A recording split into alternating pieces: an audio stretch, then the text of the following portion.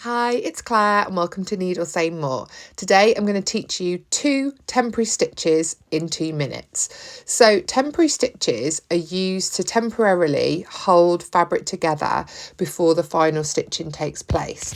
So you might use temporary stitches to hold a placket in place before you top stitch it, to loosely hold a garment together so you can try it on for any fitting issues.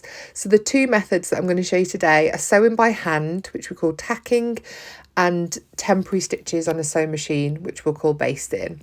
So to do a tacking stitch, you want to thread your needle and thread, and I do have a separate video on how to thread a needle and thread if you're not sure on how to do this. And you want to do big, loose, open stitches along the length of the 2 fabrics that you're trying to attach together. Remember, these are temporary stitches, so they don't need to be too tight or too permanent, but they just need to temporarily hold the fabric together, and then you'd knot at either end.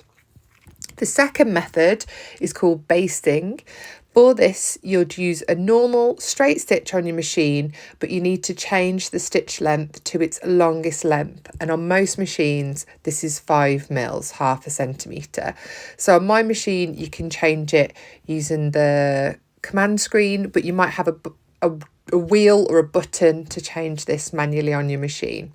And then for this, you're not going to reverse at the end. You can do a base stitch all the way down, and this will temporarily hold your fabric together.